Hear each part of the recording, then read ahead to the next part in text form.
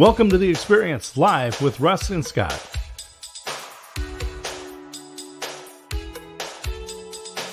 Join us every Wednesday at 7 a.m. Pacific, 10 a.m. Eastern on LinkedIn, YouTube, and Facebook. Learn more about the Experience community at our website, local.theexperience.video, and subscribe to our YouTube channel. The Experience is brought to you each week by these great sponsors. Aspects of Aging weekly talk show with Christine A. Smith. Unscripted conversations with experts. AgingBetterNetwork.com. Nancy Bakke and Best Entrepreneur Solutions. Transform your business's profit potential with proven strategies and tactics. BestEntrepreneurSolutions.com. The Jalot Home Team Keller Williams Mid-Willamette Realty.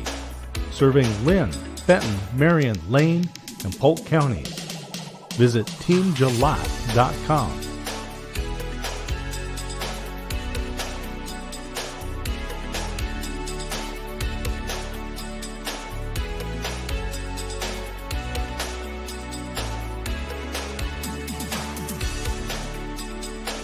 And now let's get on with the show. Let's get on with it. Here we are. Welcome. Let's get the good stuff. That's a new opening for us here in season 7. We're still just playing around with some things. And I couldn't say, and now your hosts, Russ and me. Oh, but you could have, but I like how you did it better. I suppose that we want to get to the good stuff, and the good stuff is always our guests. There you go, for sure. Well, listen, we want to welcome you all here today. We're here every week, 7 a.m. Pacific Daylight Time for your listening and viewing pleasure. That's right. After this goes live at 7 a.m. Pacific, then it sits on the platforms, LinkedIn, YouTube, and Facebook forever and ever. And you can listen, watch it, share it with your friends, engage with people, even well after the show's over. But wait, there's more. You can also listen to it on iTunes, Spotify, Amazon, whatever your favorite audio podcast platform is, because it converts to audio podcast. There's so many ways to listen to the show. So we're so thankful that you're all here today. And just like every Wednesday, Scott, we just have the most amazing people. Mm-hmm. I get to hang out with you, and we get Dr. Cindy today. We're going to find out something fun today, I think. Oh, I think so. Yep, I think so for sure. Hey, I also want to remind everybody, we would love it if I can actually speak. If you would subscribe to our YouTube page. Russ does do his own stunts, so I have excuses for that now. But anyway, please subscribe on YouTube. We would love for you to do that. The best way to do that, and it's super, super easy, is to go to the Experience.video. You go straight to our YouTube page. Subscribe today. You can open a separate tab right now. Go up there, open another tab, hit subscribe. Why? Because there are hundreds of amazing people like Cindy Milligan, who's going to be on today, who's amazing, and we're so thankful for her. Also, if you want a little more information on Scott and I and on the show, how to get to things, just go to local.theexperience.video. That is a one-stop shop for us and for this show and our other The Experience shows, which we'll talk more about later. But Scott, any other words of wisdom before we get Cindy in? I know that you're going to be on the road, so we're going to talk a little bit about that, I think maybe at the end. But you've got a big trip coming up, Perspectives on Cancer. So that's right. New York tomorrow. Stay tuned. Yeah, we'll talk more about that. But for now, I think it's time to get Cindy and let's do this show on the road. Let's get the show on the road. Moving. There we go. Keep it going. Welcome, Dr. Cindy Milligan. Hey, how's it going, Cindy? Hey, guys. How's everybody? We are good. I am so glad that we're here. And I'm just going to spill the beans right away. Dr. Cindy and I share the same birthday. Wow. Woo-hoo. And, I only know a few people in the world that share a birthday with me. One of them is in Oregon, one of them is in Ireland, and one of them is on the screen with us right now. That is so awesome. I was so tickled when you told me about that, and I was like, that's really cool because there are a couple other people that I know that shared the December 20th birthday, but Scott. Here we go. Yeah. Well, that is so awesome. Well, December is a magical month because I was married in December. So it's a great month. Yes, there you go. So I share my anniversary with your birthdays. There you go. Happiness, joy in December. That's it. It's a joyous time. Hey, Cindy, you are such an amazing friend, and we have a great story about hashtag 1000 thanks and all of that. But let's start off with a little bit about you. Who is Dr. Cindy, and what are you up to? What am I up to? Well, I am an entrepreneur who loves to have fun. That's kind of me in the nutshell.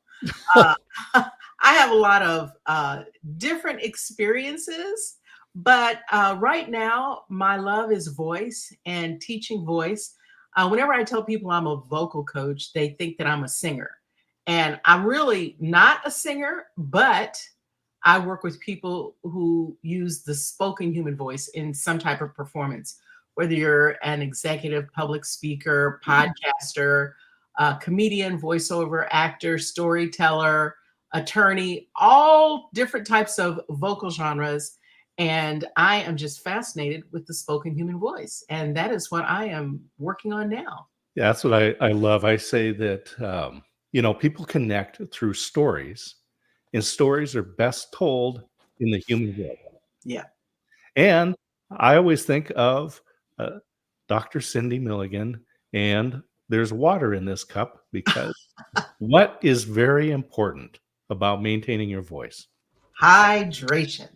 That's it. Oh my goodness. That's it. Stay hydrated.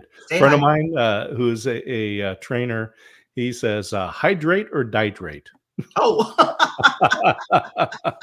Wow. That's a good one. It's a little more extreme. But, anyway. Well, I hydrate so well. I sometimes hydrate a little too well and I'm up half the night because I'm a little too hydrated. So I have to learn to cut that off by a certain time. But anyway, no, Cindy, we've talked about this because I started at Oregon State where Scott and I both graduated same year, walked together and graduation. But I started as a music major. And so I had a lot of voice lessons and also went through a couple times in my life, first nodules and vocal therapy on my throat. And then I actually had surgery and had to go through that again after because I had a cyst on my vocal cords, which is tough for a singer to go through those things, But, I don't think that people realize the control that they have over how they abuse their voice or how they protect their voice, right? And really use it right. Necessarily want to sound like Bob Dylan. I mean, no, not on purpose. Well, some voiceover artists like that, what we call texture in the voice, that little raspy sound. But if that's how you sound, normally that's cool. But if you sound that way because you've been screaming or doing something that you shouldn't be doing with your voice, that's another story. Yeah. Well, and I learned the hard way when I had the cyst. That wasn't totally my fault because part of it was, but the cyst obviously wasn't. But I got up to sing with my beautiful wife at church, a special number, and could not actually sing. It just hit me. I got to the point where it just stopped. And it was I'm almost unembarrassable, but I think that moment in my life, I was a little embarrassed that I got up and I actually couldn't sing. And I learned that I had to really take better care of my voice. Today, you and I have talked about it too. I have allergies really bad. And at times that really affects, I lose my voice a couple times a year because of allergies. But, we have to be really thoughtful about those things. Even if we are just talking and using our voice in business, we need to use it properly. Or like if I'm going to speak here in New York this weekend, if you don't take care of your voice, you can't do that either. That's right. That's right. I want to ask you, Russ, was that really painful or it just snuck up on you out of nowhere? Did you have any idea that, you were going to lose your voice or that you had any problems? I did. It didn't just sneak up on me. It was happening. But the thing was I always would warm up and everything was fine. And I would tell my beautiful wife, I'll be fine. I know I can't hit those notes right now, but it'll be all good. I'll drink some more tea or something and warm up my throat, and I'll be all good. And this one time it just finally stopped. It didn't happen. And that's when I found that it had developed all the way into a cyst and all of that, which again, it was partially my own doing. And so that's why we need to think about that, because my whole journey started in junior high. That's when I was singing and working and yelling. I was quarterback too. So lots of yelling in sports.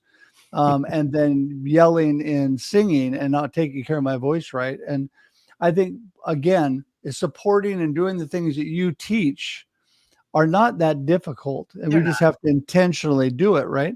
Right, right. And, I want to tell you this one other thing most people don't think that can damage your voice is laughing. If you are just laughter is not the best. Laughter is not the best medicine for your voice. Then. Well, it's the way you laugh. Oh. Yeah. It's the way you laugh. So, some people are just screaming when they laugh, and some things just make you just get that initial reaction. It's just, shocking and funny. But, excessive laughter where you're screaming and laughing can be very damaging. Mm-hmm. Yeah. I was thinking about church. Russ was singing in church, and I play bass in church.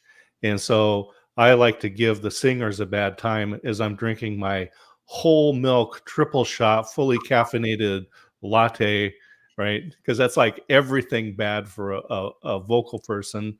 But when you're talking about like the screaming and yelling, going to the sporting events or things like that, you can actually get calluses, right? I mean, you're actually, that's why you sound so tough. That's what the nodules are. The nodules are actually calluses. Yeah. Yeah. Well, Cindy, I'm going to turn it over to you, but I do want to say one thing, and that is, I think that, like, for example, laughter, you brought that up. I want to tell everybody laughter is the best medicine, but it's like Dr. Cindy said, you just have to do it right, because my mom and her sisters did that all the time. The way they all started off laughing was, and they would just scream and stuff. That is not good for your voice. Thank you for backing off the mic. If you just laugh and have fun normal, you're okay. Right. I remember growing up, we used to have these family reunions, and our family was really, really big. And when we'd get together, all my cousins and aunts and uncles and everything, it would just be nonstop laughing and talking for like 4 or 5 days. And then we'd come home and we'd all be hoarse. But we had a great time. We weren't thinking anything about it. And most people don't, and I work with a lot of voiceover artists who say, I just had a little scratch, or they try to do some animated character, or they try to do some character voice, and it's hurting them, but they continue to do it anyway because they're trying to get a particular sound. But that is the most dangerous thing you can do. If you are ever doing anything and it hurts your voice, you need to stop. That is a sign. Cut it off. Yeah. I remember talking with an actor, and she was telling me about even the way you clear your throat. Excessive clearing of the throat can be very damaging too. I have a friend who has acid reflux, and she's constantly trying to clear her throat, and it's become a real issue. So that's not good. Also, screaming while you sneeze, achoo, right? Not good.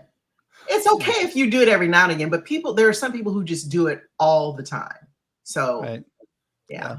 No, I completely agree with you. In fact, the clearing the throat thing was a big deal that I had to work with, especially in junior high when it all first started. I was doing way too much. And the problem is you think about it. You think about it, and then it becomes worse. I know this firsthand because first time, so through this whole cancer battle that I'm going through, I get a million scans, right? I'm going through MRI tubes and PET scan tubes and CAT scan tubes, and they don't want you clearing your throat, swallowing big, doing lots of things because it moves your whole body. And when you think about it, it makes it worse. And I think that's what a lot of people get into. And I have found, for me, by the way, everybody, just a hint, I sing hymns and songs in my head, and I just relax, and then I forget about that. But if you think about it, right, Cindy, then it becomes a big issue and you keep doing it, and that's bad for your voice. Right. But you said a key word there too. In addition to hydration, the best voice you can produce comes out of a relaxed body. So if there's any way that you can relax, the quickest way to do it is just taking a deep breath in through the nose and like letting it out through the mouth and keeping your shoulders relaxed. So as much as you can keep the vocal tract relaxed, the better your voice is going to sound. So when you get into that tension, and when people are having that, when they're sneezing and laughing and screaming, there's so much tension in the vocal tract. And it would be really interesting if you could see what happens when they do a scope and they put a camera down your vocal tract to see what's going on with your vocal folds. It is so violent. Sneezing is violent. Coughing, excessive coughing is also very violent on the vocal folds. Yeah. I've seen that, by the way. I want to talk a little bit about authority and how people can use their voice for authority. And I know I've read stuff that talks about using the lower third of your natural register, right? You don't have to sound like the late James Earl Jones to be authoritative. But let's talk about that, because this goes along with the relaxed thing. Right. When you're not relaxed, you're not going to be working in that lower third.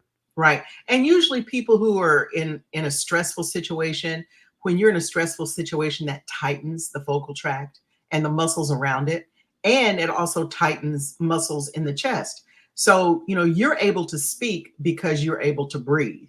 And when you speak, you're speaking on the exhale. You can't inhale and talk at the same time. So when you take a good deep breath and then you're able to speak, if you can keep the muscles in your chest and your throat area relaxed, you're going to sound better. Now, what that automatically does is it lowers the pitch, which creates that warmer sound and can give you more power, right? So you take the breath, you keep your upper body relaxed, and then when you start to speak, your pitch is automatically lowered because of the relaxation, right? And the tension and the stress is what shoots the pitch up, and that gives you less power, less authority, less confidence also. Mm-hmm. So it's interesting because I do what they call laughter therapy and things for every time I speak, because it's a great way to warm up a group, get everybody laughing. But part of that is exactly what you're saying. It's starting by breathing in through the nose, out through the mouth, and relaxing yourself, and then you laugh. So, and see, I'm doing it right without even knowing it. I get everybody relaxed, and then I have them laugh. So there you go. I learned something new by accident. I was doing it right. You were doing it right. You were doing it right.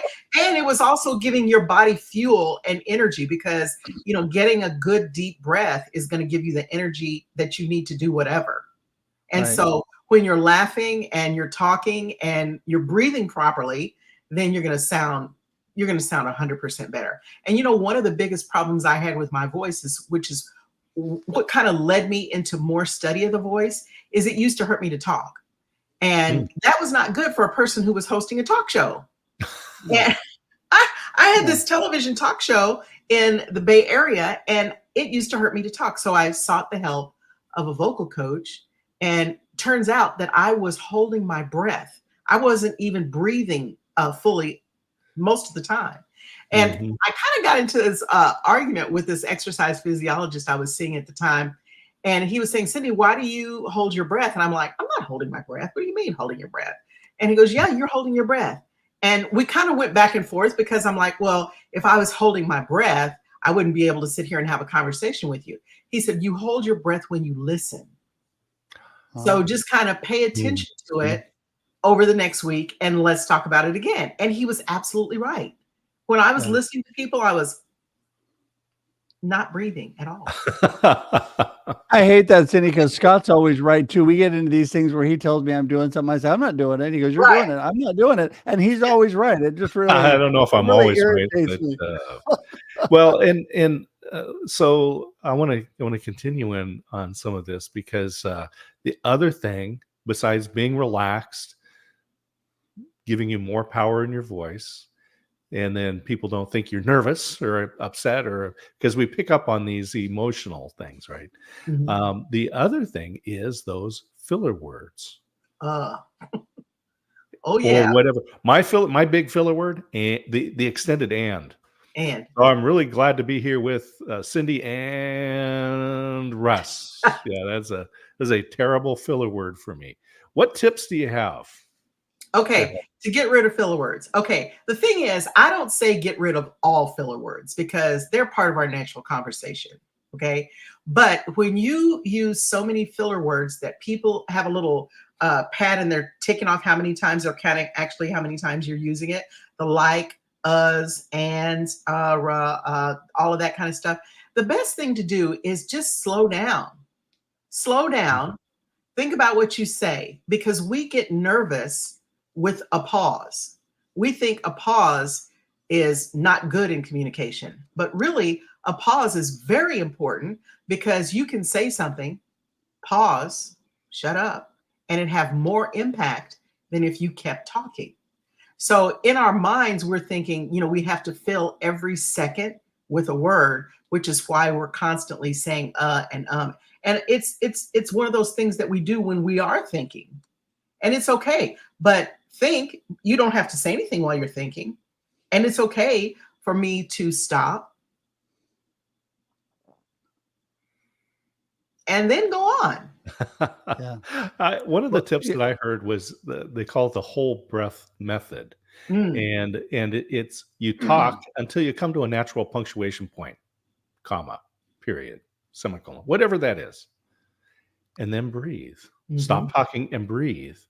And that was the key. It was actually, this goes back to the tip that you gave us before about breathing and being relaxed, is when you come to that point, stop, that natural punctuation point, stop, breathe, and then continue. And right. That's something that I practice, and I feel like I'm doing better. Well, people don't say, Scott, can you stop talking right now? No one says that, right?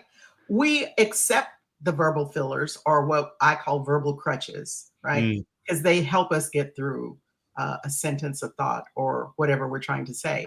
But when you stop, take that pause, accept the pause. It's okay to not fill every single word. Yeah. But if you do take a breath during that time, it will kind of help relax your mind into thinking, okay, I had to stop to breathe anyway. Yeah. So we just don't need to struggle with that. I need to say that people like me who have a fear of silence when they're talking and always feel like you have to fill everything. And I also am a verbal processor, which means everything. My poor beautiful wife gets all my thoughts. I'm telling her, and she goes, "Are you talking to me or are you thinking?"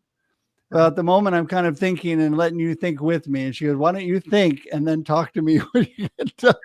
Because that's how I process. But I have learned in public speaking, I am much better at keeping it short, taking pauses, and actually having silence and knowing the effects of silence on a conversation or on, a talk that you're giving, whatever. I think a good example was Scott and I both were good on this the other morning. We had our Experience Local show. We had a guest who had some emotion going on, and we let that play out. When she hit the emotion and she stopped, and we just waited and listened.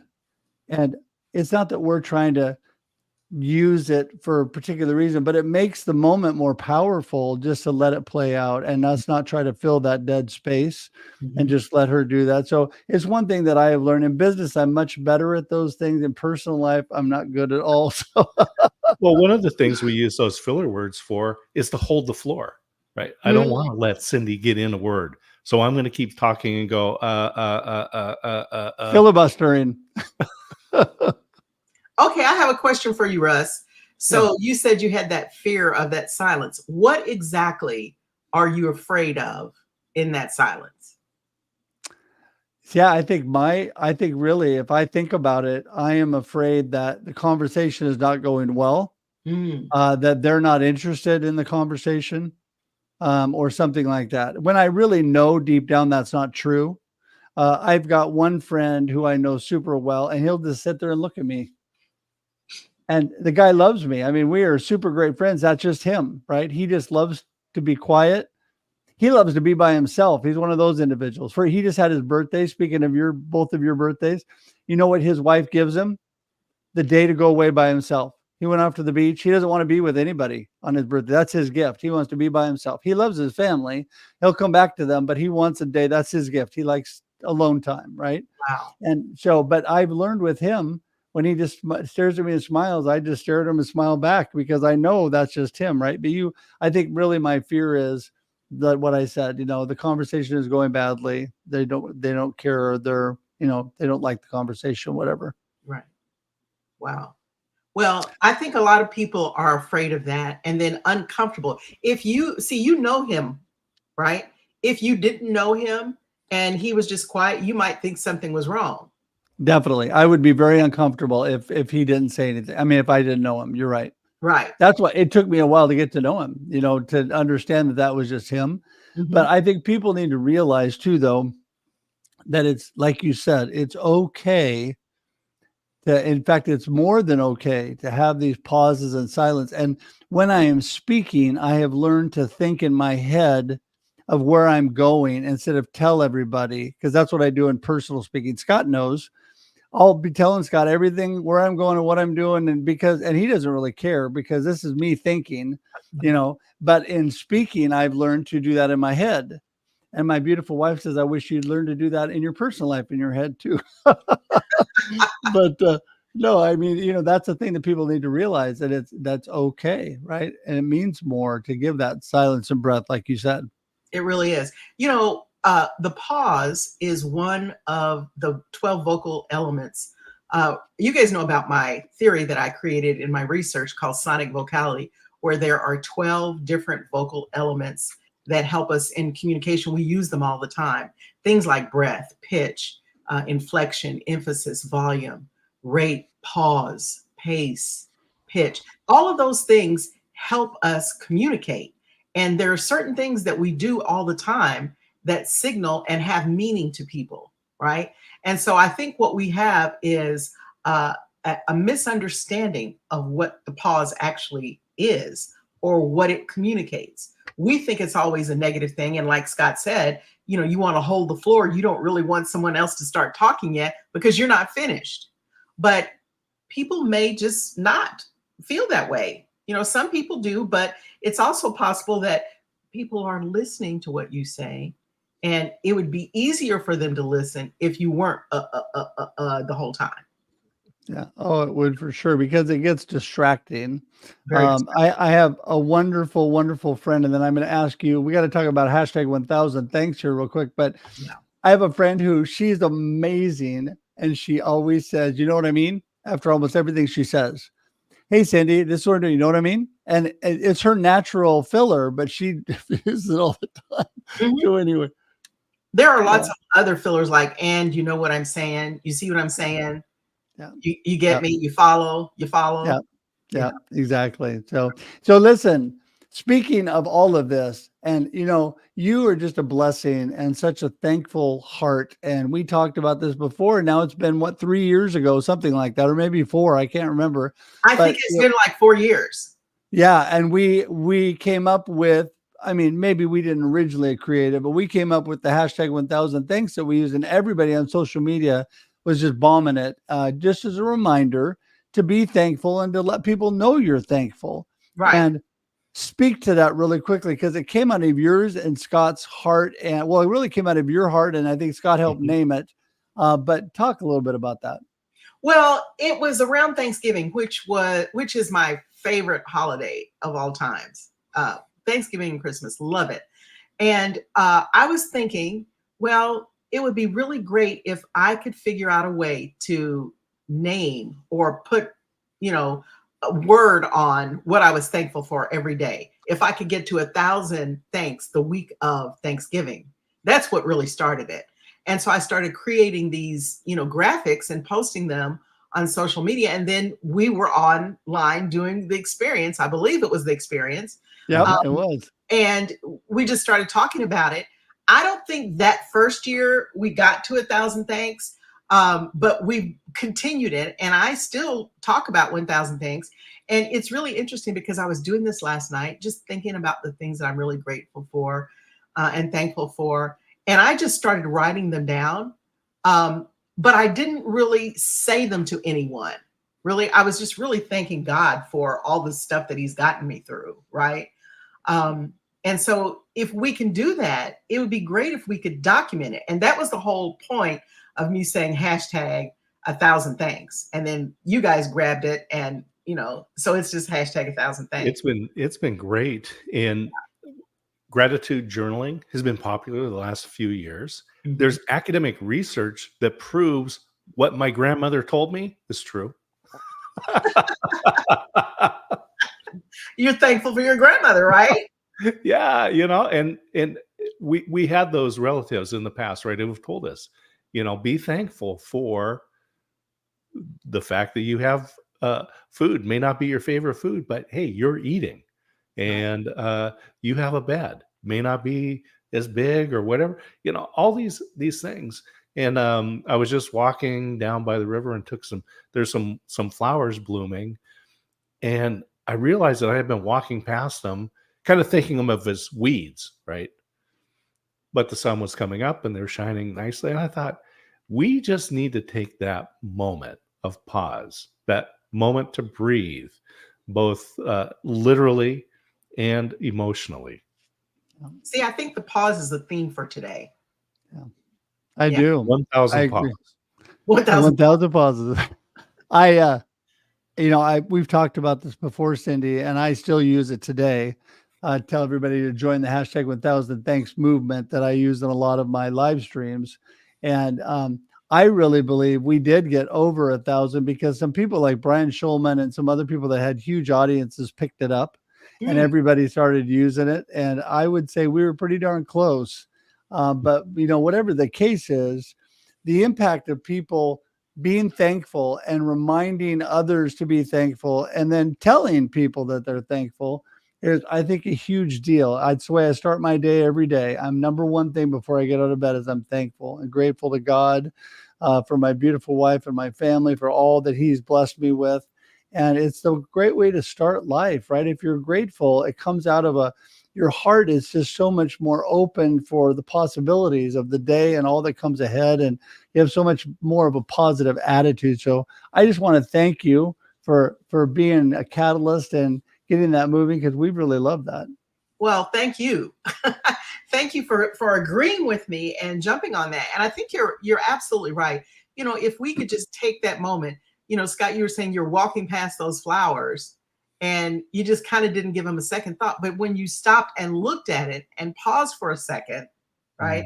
And you're like, wow, those are really nice. The sun's hitting them a certain way. That's really amazing. Yeah. See, that pause was great, right? So thank you guys for joining me with that 1,000 thanks hashtag. I think we have to start earlier, I think, in doing that for Thanksgiving. Yeah. Because if we start now, then by the time we get to Thanksgiving, who knows what it'll be? It'll be way past 1,000. For sure. Absolutely. Hashtag thanks. Being the responsible host, I have got to say that we're already over time because we're having so much fun, but it's time to wrap things up. So what we would like, if you could please give us your gold nugget of the conversation today, what you really want people to remember, and remind everybody how to get in touch with you.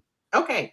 So I think it seems like the theme for this was to pause. And if we can pause and give thanks, it would be great, right? Take a breath. You don't have to fill every single second with words and speech. You can stop. You can take a breath, and it does not diminish your communication. It actually enhances and punctuates what you're saying. So I am really grateful to be here with you guys. Again, thank you so much for having me. A hashtag 1,000 thanks. And you can get a hold of me on all social media at Milligan Vocal Arts on Instagram. I also have a YouTube channel, The Power in Your Voice with Dr. Cindy Milligan. And then on LinkedIn, of course, you can catch me at Dr. Cindy Milligan. So thank you guys for having me. It's always great fun to talk to you. And real quick, this sonic vocality? Mhm. Do you have a book? Do you have paper? How do we learn more? And these 12 tips Okay, we need to know. so number one, I am writing a book about sonic vocality.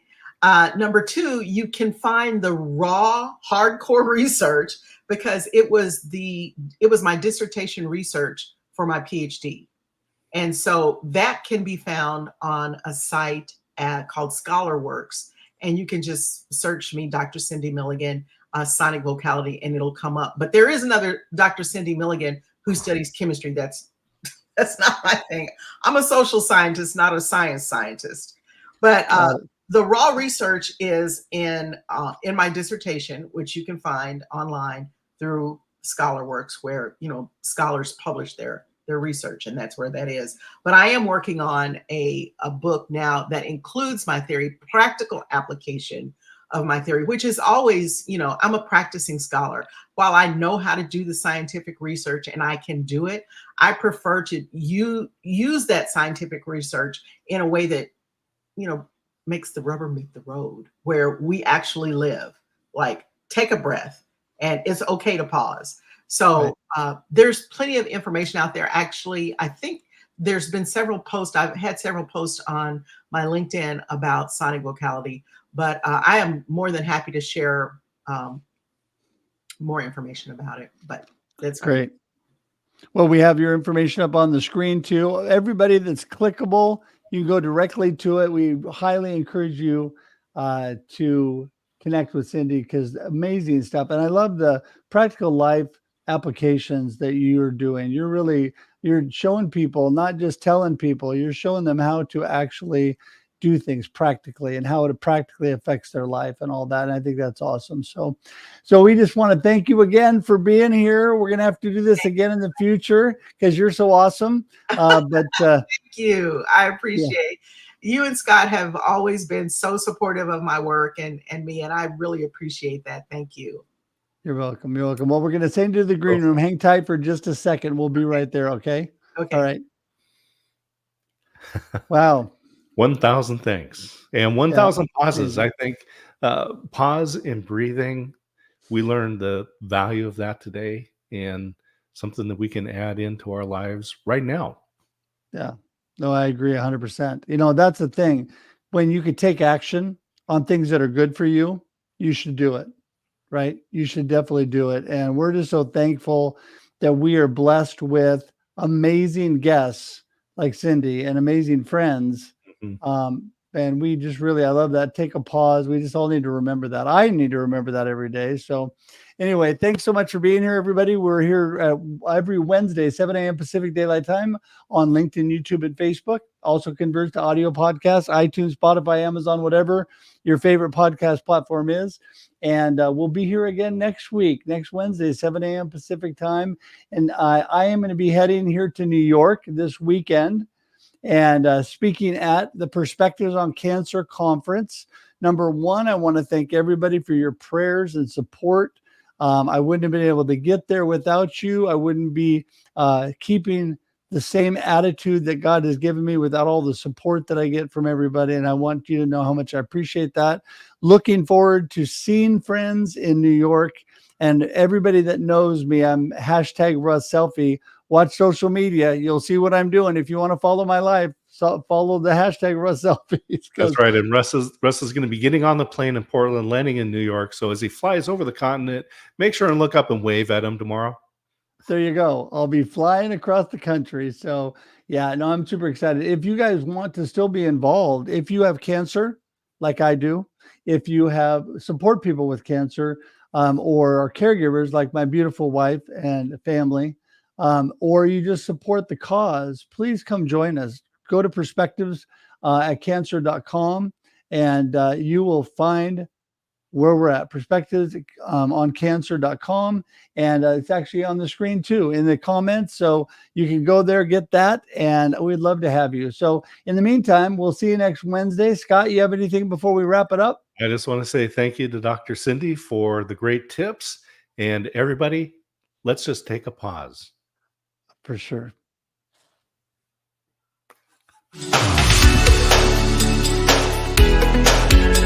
Thanks for tuning in to The Experience Live with Russ and Scott.